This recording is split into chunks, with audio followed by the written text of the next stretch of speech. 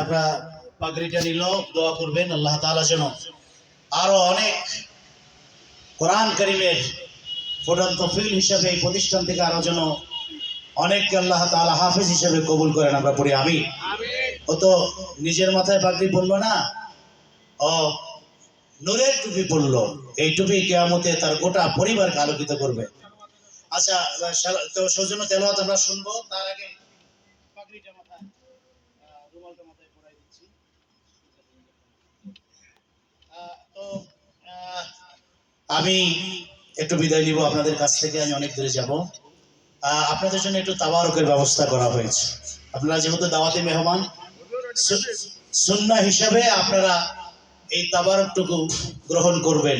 তার আগে আমাদের মুরব্বী আলোচক উনি একটু আপনাদের সামনে সংক্ষিপ্ত নসিহত পেশ করবেন, এরপরে আপনাদেরকে নিয়ে দোয়া করবেন। আমি আর হাতটা তুললাম না, আপনারা দোয়া অংশগ্রহণ করে তাবারক গ্রহণ করে তারপরে দোয়া করে বিদায় নেবেন। আল্লাহ তাআলা যেন উপস্থিতি অংশগ্রহণ আল্লাহ যেন কবুল করেন, আমিন।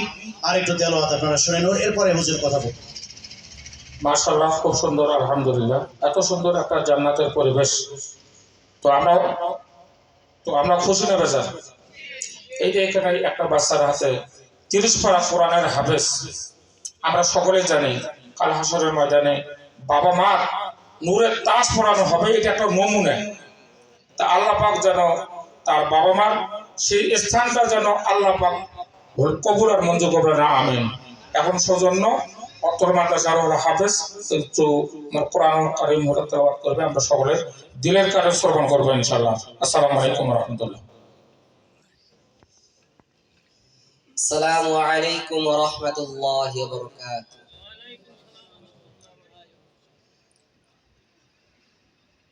আউযু বিল্লাহি মিনাশ শাইতানির রাজীম। বিসমিল্লাহির রাহমানির রাহিম।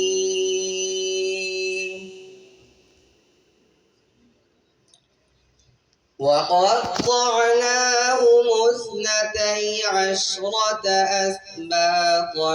أمما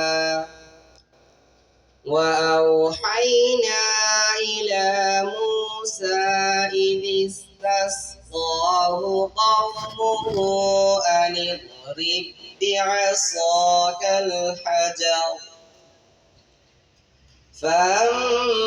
فانبجست منه 12 عينا